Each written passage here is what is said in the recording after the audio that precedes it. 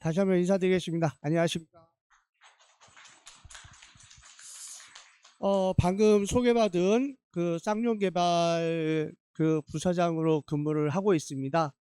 뭐, 딱 보니까 처음에 우리 이제 그 동우 CM 전무님께서는 어떤 그 회사에 대한 이러한 부분에 대해서 굉장히 잘 하시고, 우리 임영재 대표님 오늘 제가 사실은 얘기는 이제 많이 이게 들어왔어도 배운 건 오늘 처음 뵀는데, 대단한 강의자.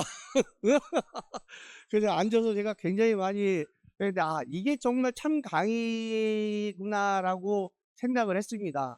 근데 저는 강의를 할 게 아니고, 저는 그냥, 제가 딱 10년 전에, 저는 18기로 합격한 합격생입니다. 그때는 사실 가채점 하고 나면 그냥 확실히 섰어요. 근데 여기 오신 분들은 아마 확실히 쓰니까 오셨을 것이지만, 유튜버 보시는 분들은 지금 불안한 사람들도 있을 거예요. 왜? 상대평가니까. 네? 네. 근데 내가 자신감을 갖고 있으면 뭐 충분히 합격할 거라고 생각을 하고, 지금부터 어떻게 준비해야 될 것인가 라는 그런 부분에서 간단하게 저는 그런 부분에 대한 부분을 말씀을 드릴까 합니다. 저희 일단 먼저 회사 소개를 잠깐 말씀을 드리면, 저희 쌍용개발은 그 인천광역시 논현동에 위치하고 있습니다. 그래서 저희가 지금 집합 건물까지 해가지고 한 200개 정도 관리를 하고 있는데, 공동주택만 한 180개 정도를 관리를 합니다. 근데 그 180개 중에서 인천 지역이 110개입니다. 혹시 인천 부천에 사시는 분 없으시죠? 여기 수원까지 오실 일이 없지.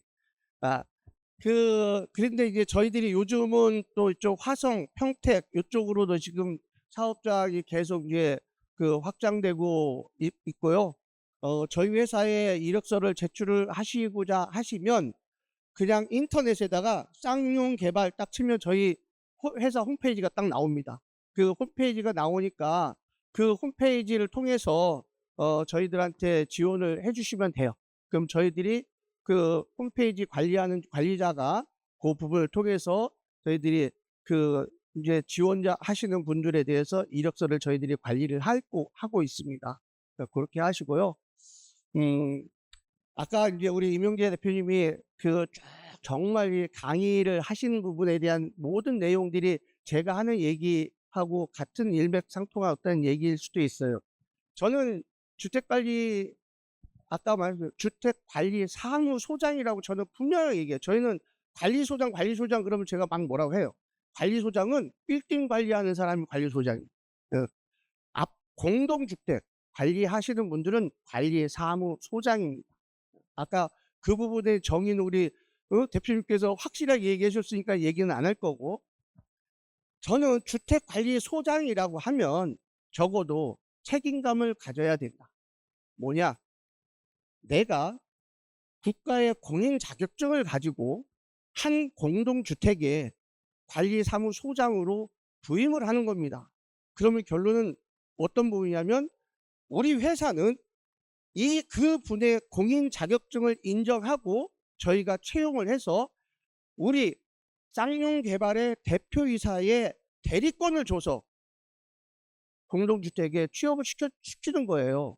그러면 결과적으로는 어떤 부분이냐면요, 회사를 대리해서 가는 부분인데 책임감 없이 그냥 진짜 무슨 그 취직하듯이 직장 잡아서 그냥 뭐 살다가, 뭐 요즘 젊은 애들 있잖아요. 내세가 없습니다. 왜 없냐? 언제 정직원이 될지도 몰라. 그러니까는 그냥 대충 내가 할 수 있는 범위까지만 하다가 그냥 그 2년 딱 끝나면 이제 비정규직에서 끝날 거 아니에요? 2년 딱 끝나면 퇴직금 받고 여행 갔다가 다시 와서 취업하고, 이런 식의 지금 이 법안이 계속 반복되고 있습니다. 그러다 보니까는 젊은 아이들이 결혼의 감도 떨어지는 거예요. 저희 때하고는 굉장히 차이가 있죠. 그런 부분에 대한 게 참 안타까운데, 그렇게 생활하시는 분들이 아니라는 얘기예요. 적어도 회사에 대리인으로서 이 아파트에 가셔서 근무를 하시는 부분이라면 적어도 회사에 대한 어떤 책임감, 소속감, 그리고 나 자신에 대한 자신감, 그리고 이 아파트를 위해서 내가 어떠한 존재가 될 것인가라는 이러한 생각을 갖고 적어도 생활을 하셔야 되는 어떤 책임감을 갖고 있으셔야 된다. 그러면 왜 이 얘기를 하느냐. 저희들이 요즘 이게 생활을 하다 보면요. 분명히 근무는 관리소장님이 아파트에서 근무를 하시는데 과태료는 어디로 오냐? 회사로 떨어져. 억울하잖아요, 우리는. 왜? 우리는 아무 짓도 안 했어. 아무 짓도 안 했는데 소장님의 잘못으로 우리는 과태료를 받아. 근데 이 과태료가 그냥 돈만 내면 끝이냐? 우리는 입찰을 들어갈 때 과태료가 이게 누적이 되면 입찰 점수에서도 이렇게 마이너스가 됩니다. 그러면 회사 입장에서는 굉장히 데미지가 오는 거죠. 그러면 반대로 생각해서 그런 데미지를 준 소장님을 또다시 저희가 채용을 시키겠습니까? 안 시킵니다. 네네. 그러기 때문에 적어도 있잖아요. 제가 아파트에 가서 관리사무소장의 직책을 수행을 한다 그러면 적어도 회사에 누가 되지 않게끔은 하기 위해서 노력하는 그러한 부분들이 돼야지 된다는 거예요. 그러려면 어떤 부분이냐? 공부하셔야 돼요. 왜 참 그때는 제가 참 건방졌었던 것 같아요.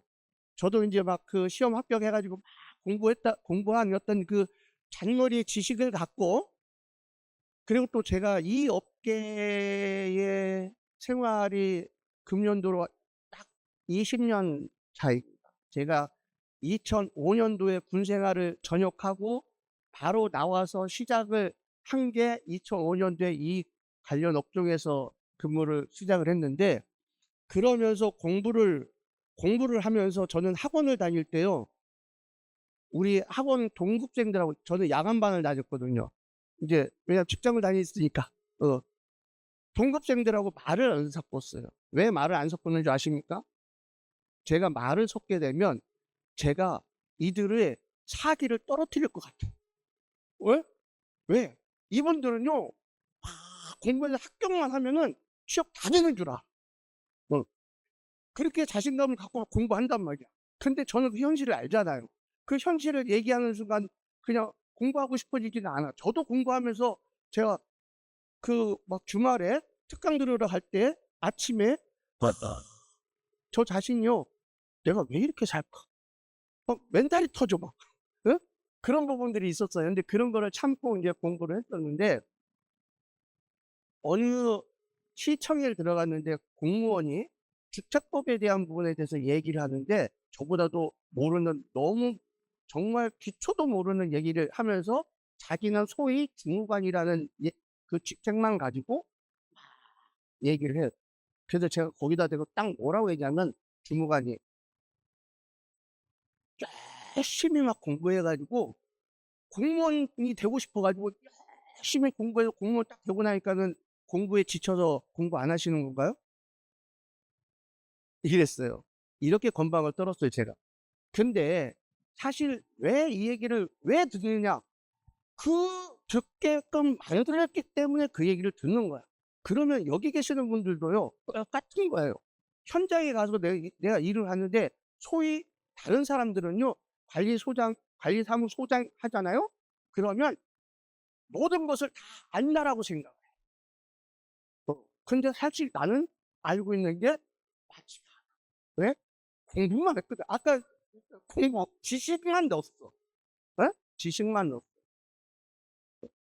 이것을 끄집어내서 어떻게 이 부분을 활용할 것인가는 아직 방법을 몰라. 그럼 이것을 어떻게 해야 되느냐?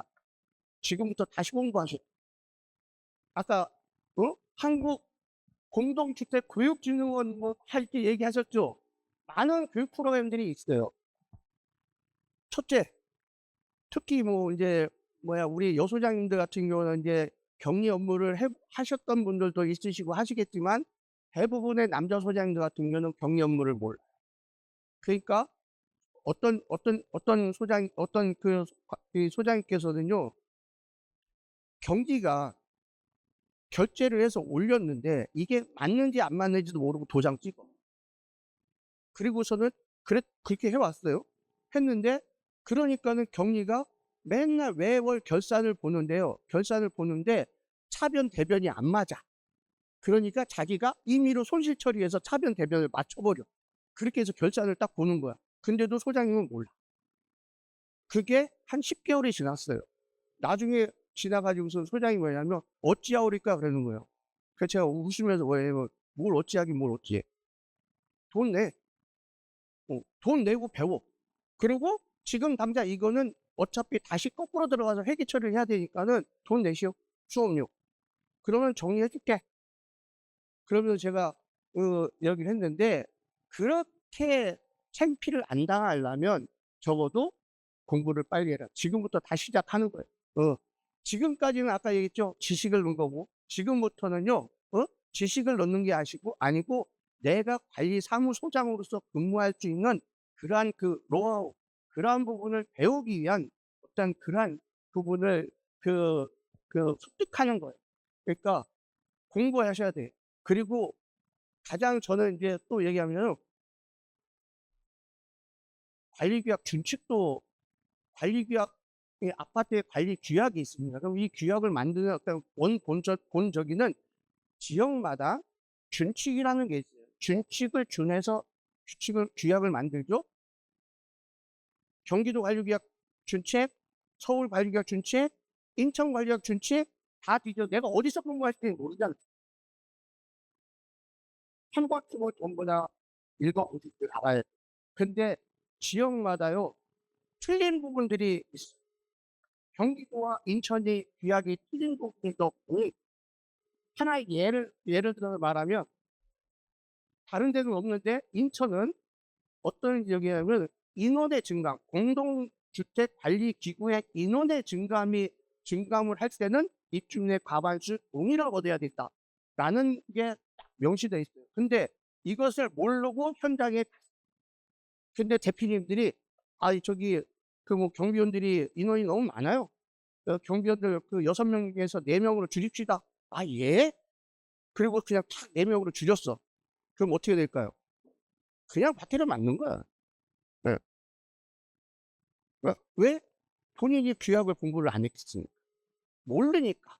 그래갖고 나중에 과태료만 그냥 그러면 그 부분이 되는 거예요. 그래서 적어도 기본은 갖추고 가자라는 부분을 한 번 더 말씀을 드리고 세 번째로 SD 서비스 마인드를 갖다.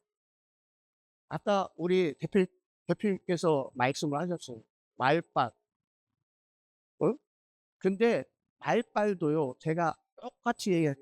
내가 알아야 말빨이.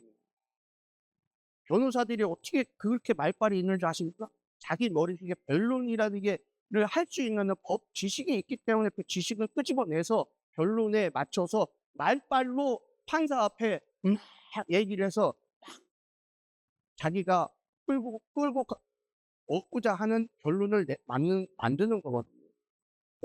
그런 부분이야. 근데 이게 있잖아요. 말빨이라는 게요. 인상 쓰면서 얘기하면 얘가 얘기하는 거 알아. 뭔 얘기하는지 아는데 내가 듣기가 싫어. 기분 나빠. 기분가 싫어. 인상 뻑뻑 쓰고서는 얘가 나한테 엉까는 것도 아니고 이런 어떤 그런 감정이 있을 수 있다. 사람이 아까 했죠. 표정. 나는 오늘 너무 강의를 잘 들었어. 응? 표정 관리, 자기 관리 굉장히 중요한 겁니다. 저도 우리나라 살고 있지만 우리나라는요. 일단 외모로 한 사람을 먼저 일단은 평가합니다. 그 사람의 내면이 어떤 내면에 어떤 아름다움을 품고 있는지 그거 먼저 생각하는 게 아니고 일단 외모를 딱 보고서는 그 사람을 먼저 평가해요. 그러면 어떻게 하냐? 내가 내 외모를 바꿀 줄 알아야 돼.